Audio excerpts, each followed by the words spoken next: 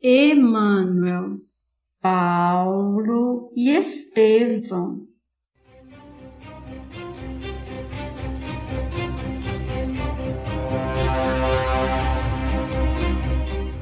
Primeira parte, capítulo 7. As primeiras perseguições.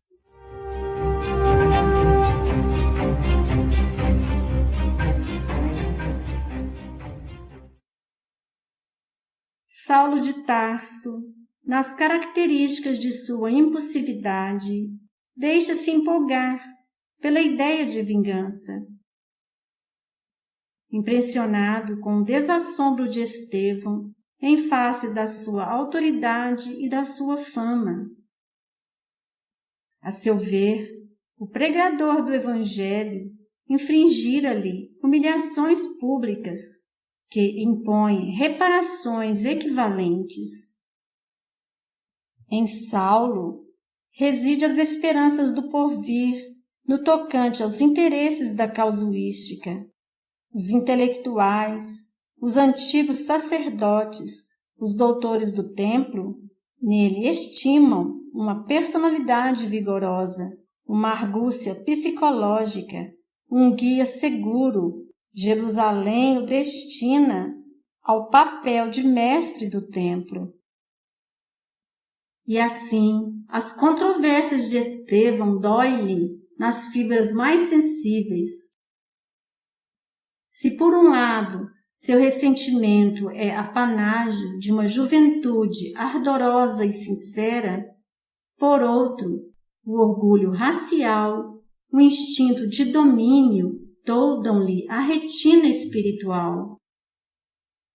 No âmago das suas reflexões, odeia agora aquele Cristo crucificado, porque detesta Estevão, considerando-o então como perigoso inimigo. Não pode tolerar qualquer expressão desta doutrina, aparentemente simples, mas que vem abalar o fundamento dos princípios estabelecidos. Haveria de perseguir inflexivelmente o caminho, na pessoa de quantos lhe estejam associados. Mobilizaria intencionalmente todas as simpatias de que dispõe para multiplicar a devassa imprescindível. Certo, deveria contar com as admoestações conciliatórias de um Gamaliel, mas está convencido de que a maioria farisaica em função política ficará a seu lado, animando-o na empresa começada. No dia seguinte à prisão de Estevão, Saulo procura arregimentar forças com a máxima habilidade, fugindo àquelas autoridades reconhecidas como pacifistas, busca angariar simpatia junto às pessoas mais eminentes do judaísmo. A inspiração dos prudentes não o interessa. Necessita de temperamentos análogos ao seu, para que o cometimento não falhe. Depois de concertar largo projeto entre os compatrícios, solicita uma audiência da corte provincial para obter o apoio dos romanos encarregados da solução de todos os assuntos políticos da província. O procurador o recebe e é habilmente convencido por Saulo da necessidade de combater os galileus ignorantes que perturbam o ritmo das manifestações de fé no santuário da cidade santa, recebendo desse a necessária outorga para o feito colimado. Obcecado pela ideia de desforra pública, começa Saulo a coordenar as primeiras diligências por desvendar as atividades do caminho em suas mínimas modalidades. E tão logo fosse possível, prenderia todos os implicados, o evangelho aos seus olhos dissimulava sedição iminente. Tudo faria por conduzir Simão Pedro ao calabouço. Na sua opinião, era ele o autor intelectual da trama sutil que se vinha formando em torno da memória de um simples carpinteiro. No arrebatamento das ideias precipitadas, chega a concluir que ninguém seria poupado nas suas decisões irrevogáveis. Agora, um acontecimento vem para agravar as preocupações de Saulo.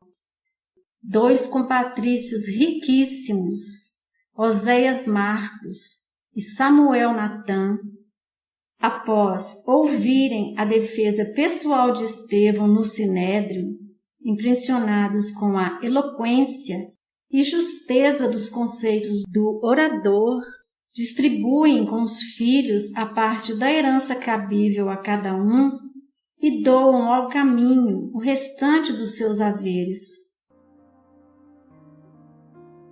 Para isso, tendo procurado Simão Pedro, beijando-lhe as mãos calejadas no trabalho, depois de lhe ouvirem a palavra acerca de Jesus Cristo, declarando entre lágrimas que aceitavam o Cristo como o Messias prometido.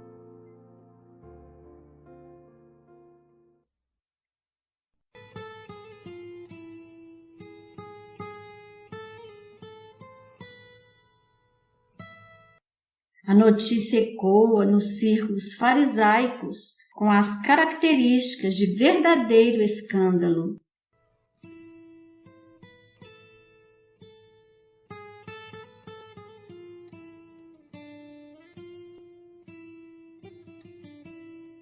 Profundo sentimento de revolta aposta-se de Saulo, faz-se necessário fortes represárias.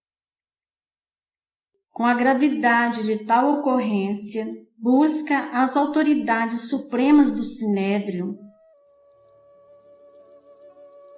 Caifás propõe, seja Saulo nomeado chefe e promotor de todas as providências atinentes e indispensáveis à guarda e defesa da lei.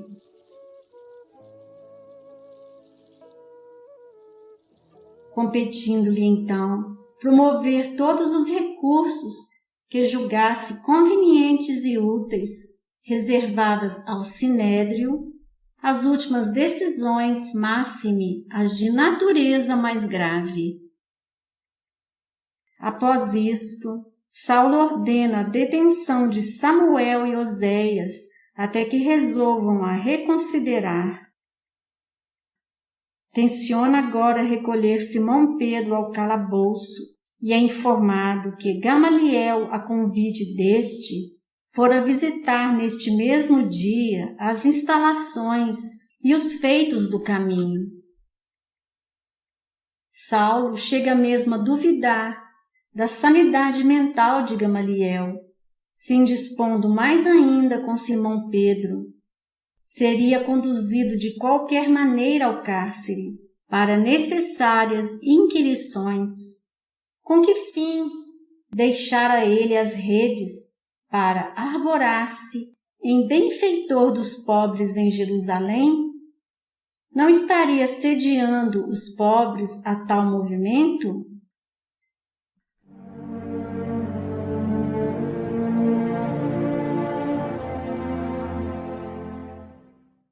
Na Igreja do Caminho, a prisão de Estevão enche os apóstolos galileus de justificados receios.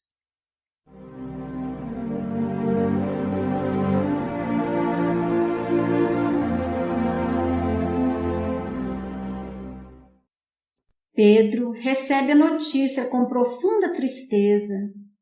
Encontrara no rapaz de Corinto um auxiliar devotado e um irmão. Além disso, pela nobreza de suas qualidades afetivas, Estevão se tornara uma figura central a focalizar todas as atenções. Para sua fronte inspirada convergiam numerosos problemas, em cuja solução o ex-pescador de Cafarnaum não mais dispensava a sua prestigiosa cooperação.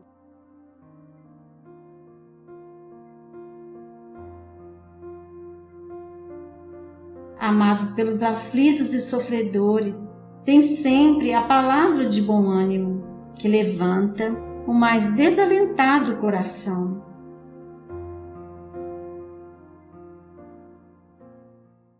Porém, Tiago mal disfarça seu desgosto frente à conduta desassombrada do irmão de fé, que não hesitara em afrontar os poderes farisaicos dos senhores da situação. Na opinião dele, Estevão andara errado no capítulo das exortações. Deveria comedir-se, merecer a prisão pelos argumentos precipitados na defesa de si mesmo. Pedro faz-lhe sentir a oportunidade da ocorrência para que se revele a liberdade do Evangelho. Por isso Pedro, ciente da atitude nobre de Gamaliel ante as acusações do doutor de Tarso e crente de que só ela evitara o apedrejamento imediato de Estevão, concebe o projeto de convidá-lo a visitar as instalações toscas da Igreja do Caminho. Exposta aos companheiros, a ideia é unanimemente aprovada. Gamaliel aceita o convite, demonstrando grande interesse, e Simão Pedro, na hora aprazada, o recebe com infinita alegria, explicando-lhe as finalidades da instituição e carinhosamente oferecendo-lhe uma cópia em pergaminho de todas as anotações de Mateus sobre a personalidade do Cristo e seus gloriosos ensinamentos,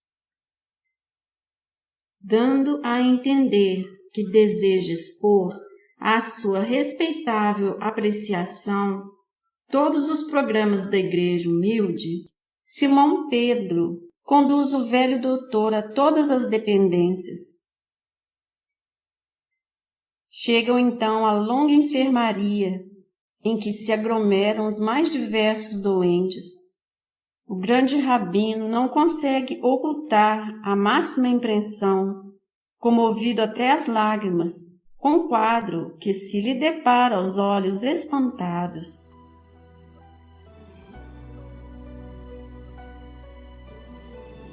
Em leitos acolhedores, vê anciães de cabelos nevados pelos invernos da vida e crianças esquálidas, cujos olhares agradecidos acompanham o vulto de Pedro como se estivessem na presença de um pai.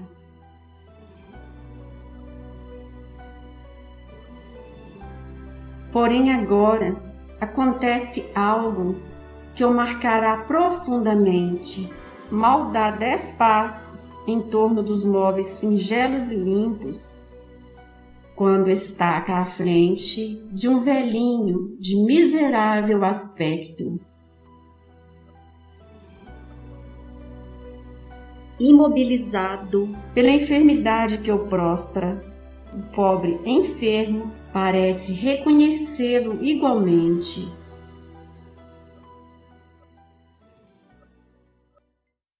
Gamaliel se recorda, é Samônio, compatrício e amigo, que diante de seus olhos estarrecidos lhe narra o seu drama dizendo: Ah, Senhor, como Jó, vi meu corpo apodrecer entre os confortos de minha casa. Jeová, em sua sabedoria, reservava-me longas provanças. Denunciado como leproso em vão, Solicitei o socorro dos filhos que o Criador me concedeu na mocidade. Todos me abandonaram. Os familiares deram-se pressa em partir, deixando-me sozinho. Os amigos que se banqueteavam comigo em Cesareia fugiram sem que pudesse ver. Fiquei só e desamparado. Um dia, para a suprema desesperação de minha desdita, os executores da justiça procuraram-me para notificar a sentença cruel. Combinados entre si a conselho da iniquidade, meus filhos destituíram-me de todos os bens, assenhoraram-se de minhas posses, dos títulos em dinheiro que representavam a esperança de uma velhice honesta. Por fim, e para acúmulo de meus sofrimentos, conduziram-me ao Vale dos Imundos, onde me abandonaram como se for um criminoso sentenciado à morte. Senti tanto abandono e tanta fome, experimentei tamanhas necessidades, talvez pela minha vida passada no trabalho e no conforto, que fugi do Vale dos Leprosos, fazendo longa jornada a pé, esperançoso de encontrar em Jerusalém as amizades valiosas de outrora. O velho mestre, ouvindo o relato doloroso, tem os olhos úmidos, conhecera Samônio nos dias mais felizes de sua vida. E depois, de pequeno interregno em que o doente procura enxugar o suor e as lágrimas, com voz pausada continua: empreendi a viagem, mas tudo conspirou contra mim. Em breve, os pés chagados não podiam caminhar. Arrastava-me como podia, cheio de cansaço e sede, quando um carroceiro humilde, apiedado, me colheu e trouxe a esta casa, onde a dor encontra um consolo fraternal.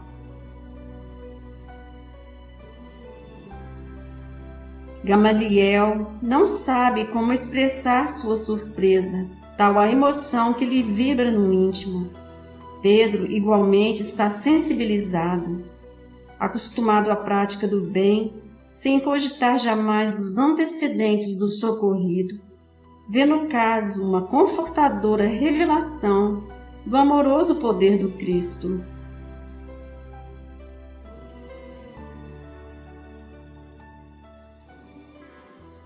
O grande rabino está atônito diante do que ali vê e ouve, e sem recursos para retirá-lo daquele pobre albergue, vê-se na contingência de estender seu reconhecimento a Simão Pedro e demais companheiros do ex-pescador de Cafarnaum. O episódio abala-o profundamente, ele que no passado aconselhara o recurso do Vale dos Imundos a tanta gente, pela primeira vez pensa na eventualidade de para lá enviar um ente querido e termina ouvindo uma confissão do leproso.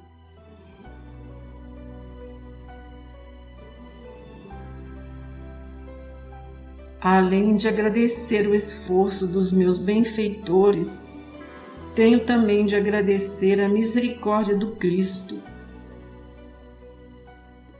Creio agora que o generoso profeta de Nazaré, com o testemunho de amor que nos trouxe, é o Messias prometido.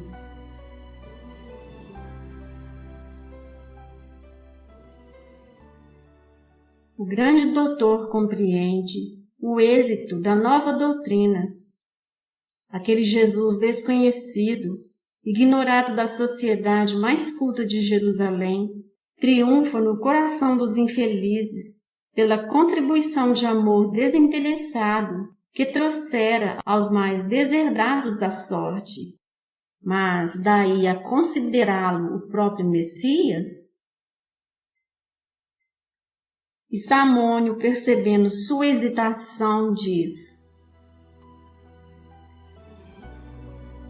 se eu estivesse com saúde, plenamente identificado com a família e no gozo dos bens que conquistei com esforço e trabalho, talvez duvidasse também desta realidade confortadora.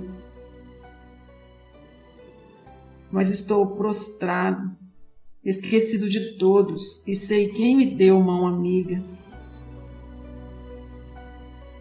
Como israelitas, amantes da lei de Moisés, temos esperado um Salvador na pessoa mortal de um príncipe do mundo. Contudo, esta crença há de prevalecer para uma situação passageira. São ilusórios preconceitos, esses que nos levam a induzir uma dominação de forças perecíveis. A enfermidade, porém, é conselheira carinhosa e esclarecida. De que nos valeria um profeta que salvasse o mundo para depois desaparecer entre as misérias anônimas de um corpo apodrecido? Não está escrito que toda iniquidade perecerá? E onde está o príncipe, poderoso da terra, que domine sem a garantia das armas? O leito de dor é um campo de ensinamentos sublimes e luminosos. Nele, a alma exausta vai estimando no corpo a função de uma túnica. Tudo que se refere à vestimenta vai perdendo, consequentemente, de importância. Persevera, contudo, a nossa realidade espiritual. Na câmara escura do sofrimento, encontrei o Senhor Jesus para compreendê-lo melhor. Hoje creio que seu poder dominará as nações, porque é a força do amor triunfando da própria morte.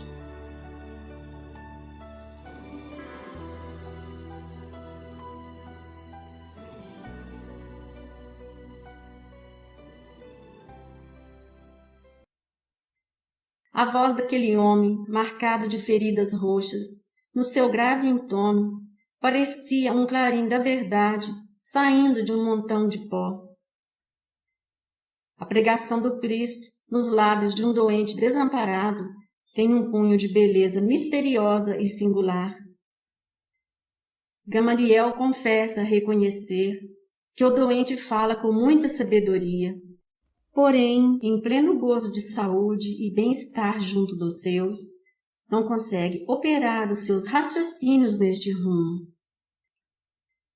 E Samônio afirma o compreender, pois que o próprio Salvador dissera que viera não para os sãos, mas para os doentes e enfermos.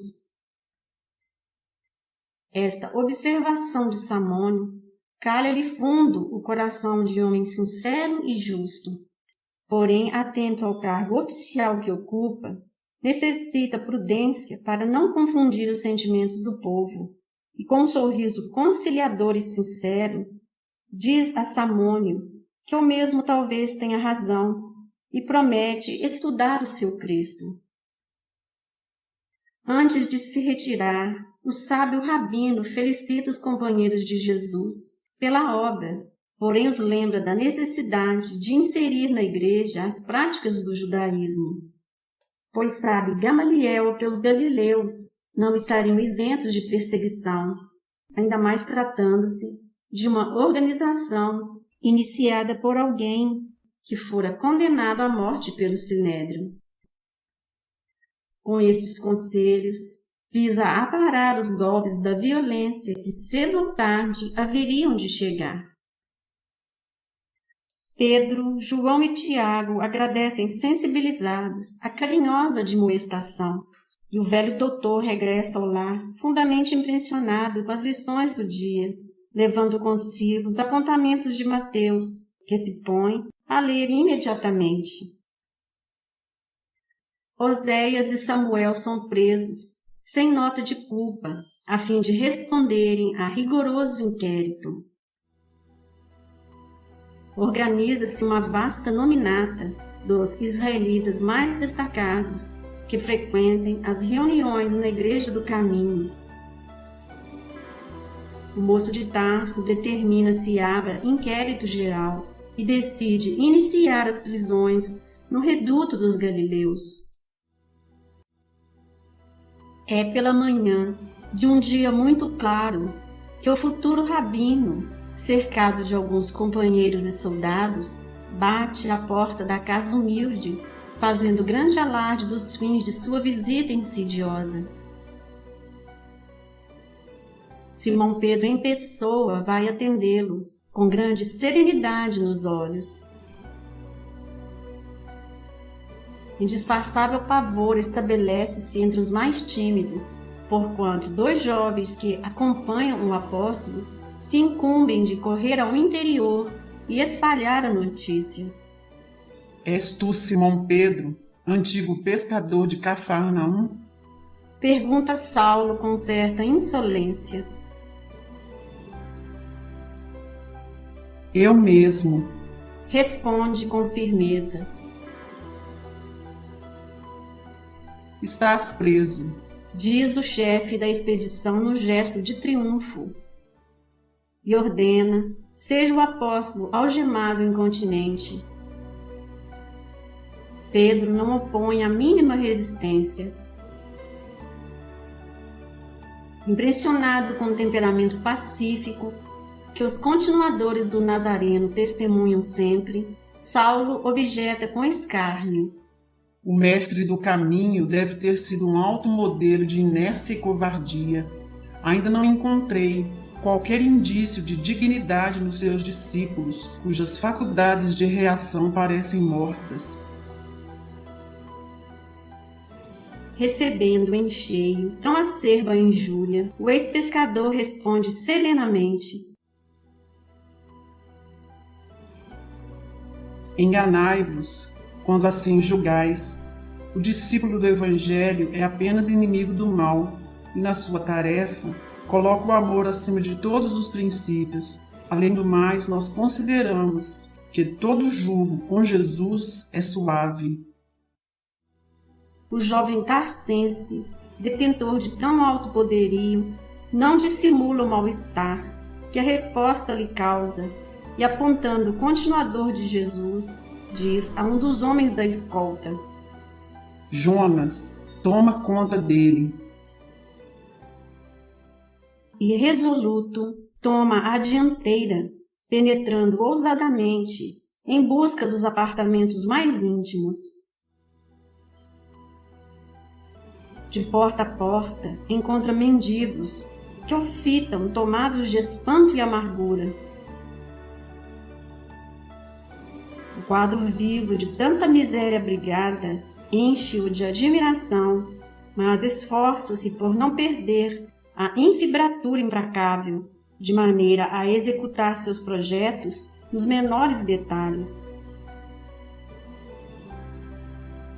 Ao lado da enfermaria de mais vastas proporções, encontra o filho de Zebedeu, que lhe ouve a voz de prisão sem alterar a serenidade fisionômica.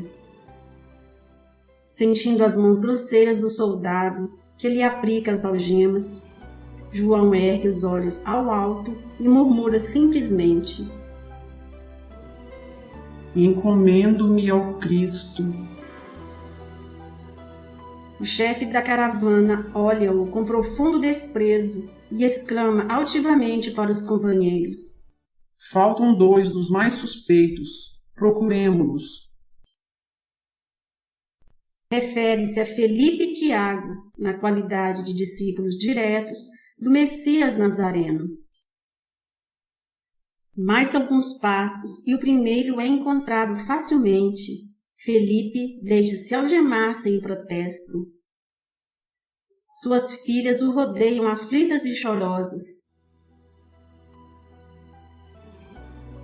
Coragem, filhas, diz ele sem temor. Acaso seríamos superiores a Jesus, que foi perseguido e crucificado pelos homens? Ouves, Clemente? Pergunta Saulo, irritado, a um dos amigos mais cotados. Não se percebe outra coisa a não ser referências ao estranho Nazareno. O primeiro fala em julgo do Cristo, o segundo encomenda-se ao Cristo. Este alude à superioridade do Cristo. Aonde iremos? Seguros, os 3 prisioneiros, falta o filho de Alfeu. Alguém se lembra de procurá-lo no tosco biombo que ocupa. Com efeito, lá o acham ajoelhado, tendo diante dos olhos um rolo de pergaminhos em que se encontra a lei de Moisés. Vê-se-lhe a palidez marmórea do rosto, quando Saulo se aproxima ríspido. Que é isso? Há aqui alguém que cuide da lei? O irmão de Levi levanta os olhos transbordantes de sincero receio e explica humilde. Senhor, jamais esqueci a lei de nossos pais. Meus avós ensinaram-me a receber de joelhos as luzes do profeta santo. A atitude de Tiago não traduz fingimento. Consagrando o máximo respeito ao libertador de Israel, sempre ouvira dizer que seus livros sagrados estão tocados de virtude santa. Na expectativa do cárcere, atemoriza-se com o perigo iminente. Não pudera, como os outros companheiros, compreender o sentido divino e oculto das lições do Evangelho. O sacrifício inspira-lhe indispensáveis temores. Afinal, pensa ele, na compreensão parcial do Cristo, quem ficaria para superintender as obras começadas? O Mestre expirara na cruz, e naquele instante os apóstolos de Jerusalém estão presos. Precisa defender-se com os meios possíveis ao seu alcance. Em face da atitude imprevista de Tiago, Saulo de Tarso está atônito. Só os espíritos profundamente aferrados ao judaísmo leem de joelhos os ensinamentos de Moisés. Em sã consciência, não poderia ordenar a prisão daquele homem. E pergunta: Mas não sois amigo do carpinteiro? E com invejável presença de espírito, o interpelado responde: Não me consta que a lei nos impeça de ter amigos. Saulo perturba-se, mas prossegue: Mas que escolheis, a lei ou o evangelho? Qual dos dois aceitais em primeiro lugar? A lei é a primeira revelação divina, diz Tiago com inteligência.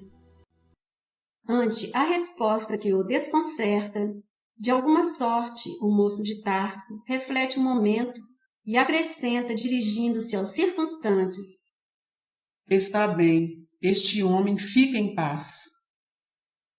Agora, afastando-se do aposento de Tiago, de regresso à portaria, Saulo esbarra com uma cena que mais o haveria de impressionar. Doentes e abrigados capazes de se moverem, cercam a pessoa de Pedro, chorando copiosamente. Algumas crianças lhe chamam pai, anciães trêmulos osculam-lhe as mãos.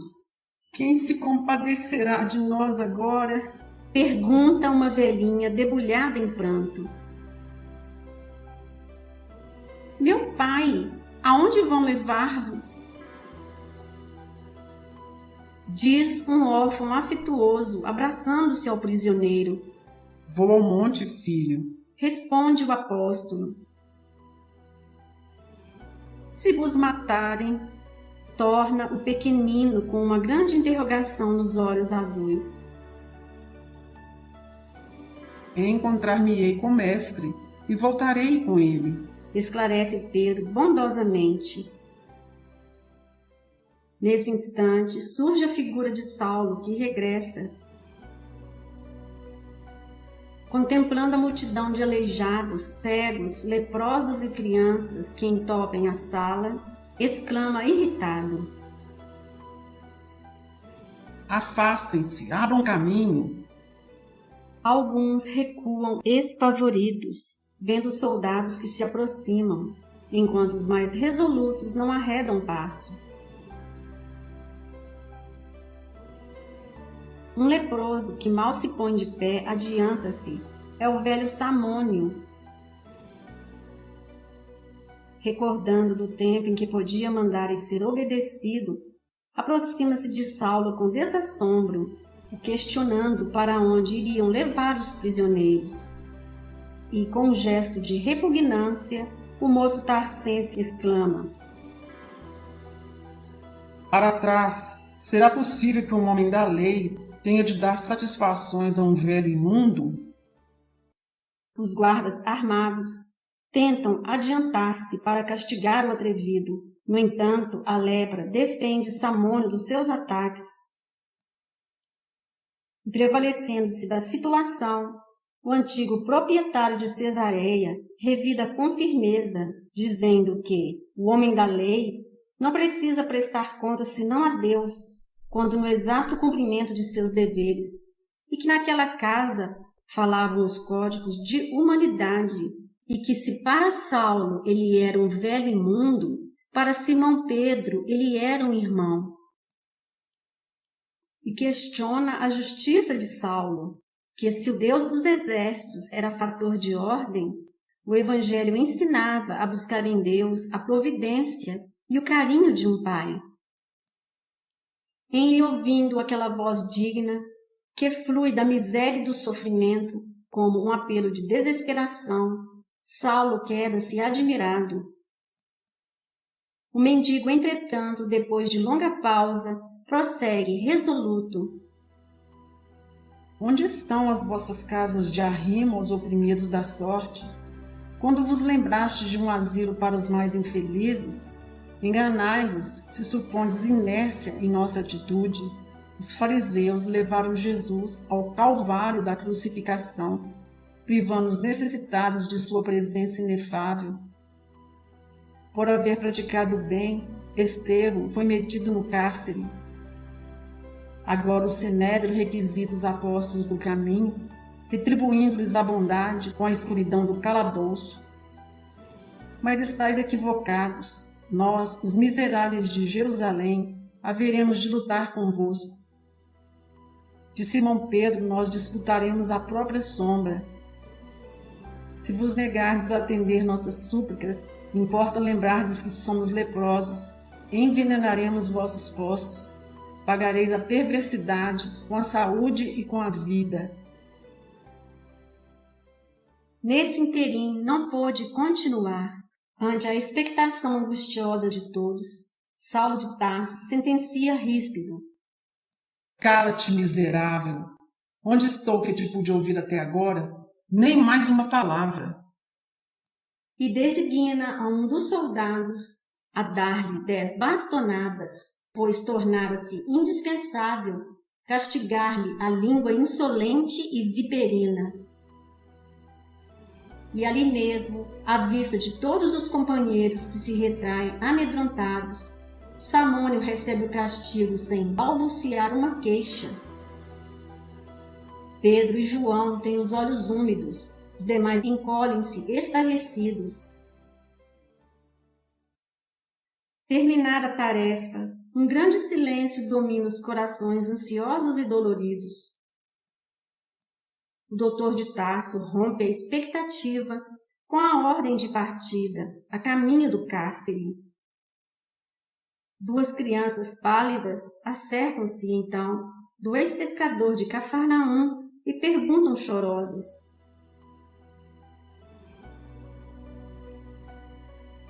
Pai, com quem ficaremos nós? Pedro volta-se acabrunhado e responde com ternura: As filhas de Filipe estarão convosco. Se Jesus permitir, meus filhos, não me demorarei. O próprio Saulo intimamente está comovido, entretanto não deseja trair-se a si mesmo, deixando-se vencer pela emoção que o quadro lhe provoca. Pedro compreende que as lágrimas silenciosas de todos os tutelados humildes do caminho traduzem desvelado amor naquele momento de angustiantes despedidas. Em seguida a este feito, o jovem tarcense desdobra as energias nas perseguições individuais e coletivas do cristianismo nascente. Numerosas prisões são efetuadas. Inicia-se na cidade um êxodo de enormes proporções. Os amigos do caminho, com possibilidades financeiras, preferem encetar vida nova na Idumeia ou na Arábia, na Cilícia ou na Síria. Os que podem escapam ao rigor dos inquéritos violentos, iniciados com retumbâncias de escândalo público.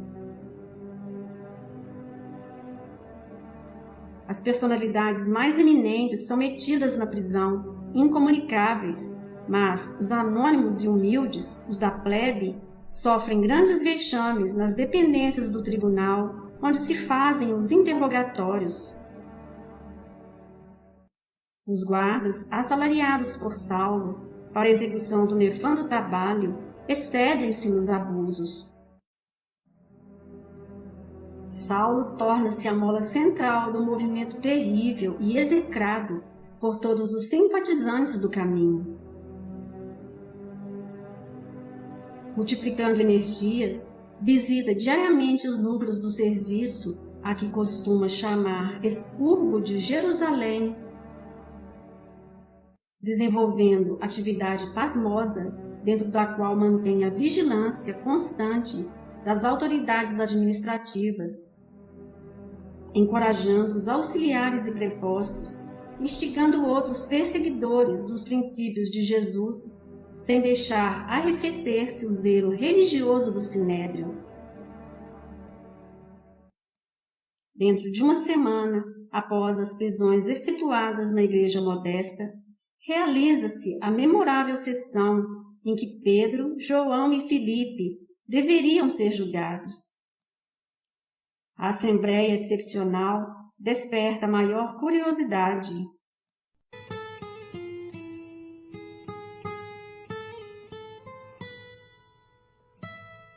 Lá se congregam todas as personalidades eminentes do farisaísmo dominante.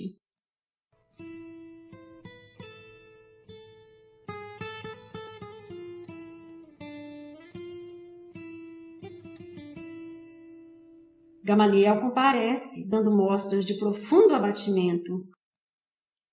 De modo geral, comenta-se a atitude dos mendigos, que, não obtendo permissão de ingresso, aglomeram-se em longas filas na grande praça e protestam em atroante vozerio.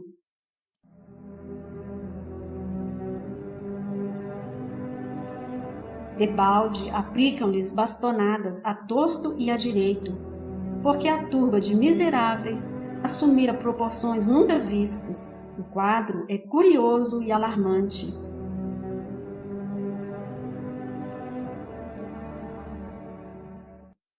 No salão nobre, não só os assistentes comentam o fato, mas também os juízes não dissimulam profunda impressão.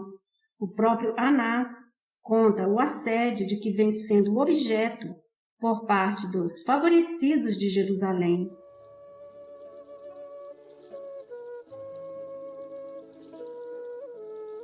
Saulo tem à sua frente os apóstolos, e pela sua fisionomia carregada, pode-se verificar os propósitos inferiores que acalenta relativamente ao destino dos apóstolos da Boa Nova.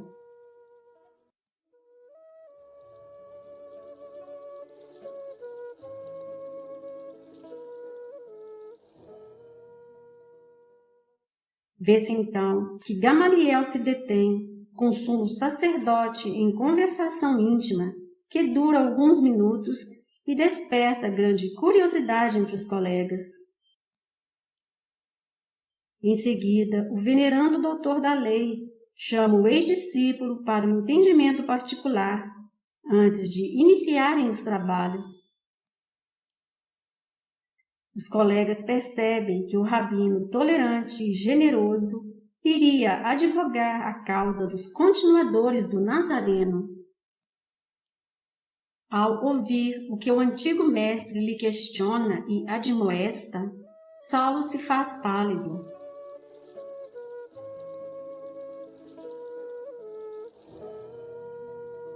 Ao ser questionado sobre o destino dos mesmos, Saulo enfaticamente, usando de sua autoridade, diz não ser possível, pela origem dos mesmos, terem o direito da palavra no recinto e queria propor a morte dos três, junto a de Estevão, por apedrejamento.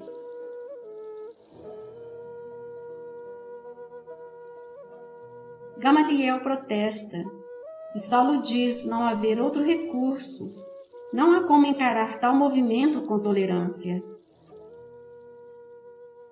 O velho usa de seu ascendente na formação espiritual de Saulo para defender os apóstolos da pena de morte. Gamaliel realmente exerce este ascendente sobre o espírito do jovem doutor e apela para o seu coração generoso, dizendo saber que realmente sua resolução derivava do excedível zelo na defesa dos princípios milenares, mas que todavia o caminho tinha grande finalidade na renovação dos valores humanos e religiosos, pois afinal de contas, entre eles, quem havia lembrado de criar um abrigo para os pobres e infortunados? E narra para Saulo o excelente programa realizado por aqueles homens. Saulo vê em Gamaliel um sinal de fraqueza. Estariam mesmo se convertendo ao Evangelho dos Galileus? E ao obter a notícia de que Gamaliel, seu antigo mestre, estava a estudar o Evangelho, começa então a duvidar da sanidade mental do venerando mestre. E Gamaliel completa: Não me suponhas mentalmente debilitado. A velhice no corpo não me apagou a capacidade de pensar e discernir por mim mesmo. Compreendo o escândalo que se levantaria em Jerusalém se um rabino do Sinédrio modificasse publicamente as suas convicções mais íntimas. Mas é preciso convir que estou falando a um filho espiritual e expondo sinceramente o meu ponto de vista. Faço-o tão só para defender homens generosos e justos de uma sentença iníqua e indevida. Vossa revelação, exclama Saulo de Rodão, decepciona-me fundamente. Conhece-me de menino e sabes que o homem sincero não se poderá preocupar com os que o elogiem ou o lamentem no cumprimento de um sagrado dever. Complementa Gamaliel e solicita a Saulo a libertação dos prisioneiros. Saulo hesita e diz: Mas, e a minha autoridade? Como conciliar a indulgência com a necessidade de reprimir o mal?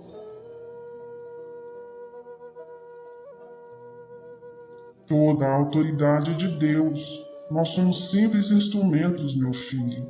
Ninguém se diminuirá por ser bom e tolerante. Quanto à providência mais digna, cabível no caso, é conceder liberdade a todos eles. Todos? Pergunta Saulo num gesto de grande admiração. Como não? Confirma o venerável doutor da lei. Pedro é um homem generoso. Felipe é um pai de família extremamente dedicado ao cumprimento de seus deveres. João é um moço simples. Estevão se consagrou aos pobres. Sim, sim. Interrompe o moço tarcense. Concordo com a libertação dos 3 primeiros, com uma condição. Por serem casados, Pedro e Filipe poderão continuar em Jerusalém, restringindo suas atividades ao socorro dos doentes e necessitados. João será banido, mas Estevão deverá sofrer a sentença decisiva. Já propus publicamente a lapidação e não vejo motivos para transigir, mesmo porque, para escarmento, pelo menos um dos discípulos do carpinteiro deve morrer.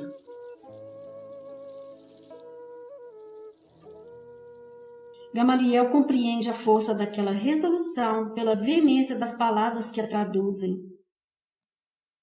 Saulo deixa bem claro que não voltaria atrás quanto ao taumaturgo.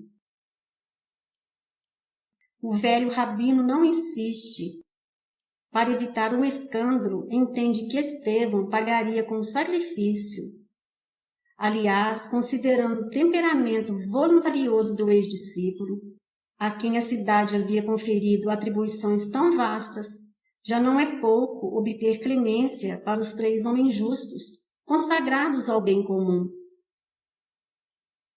Compreendendo a situação, acentua o respeitável rabino.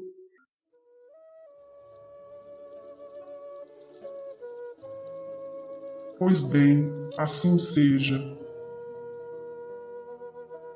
E com um sorriso de bondade, deixa o moço algo preocupado e perplexo.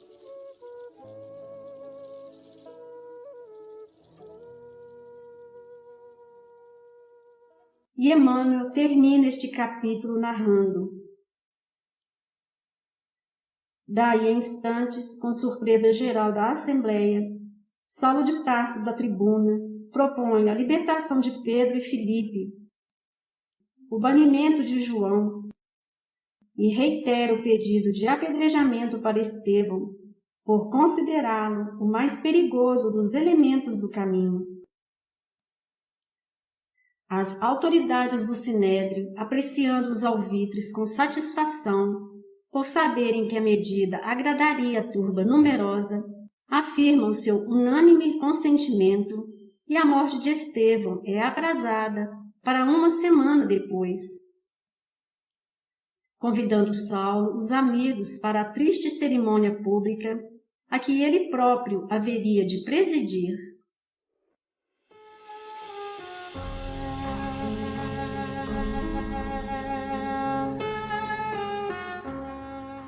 Terminamos aqui este nosso capítulo. Ave Jesus, Deus seja conosco.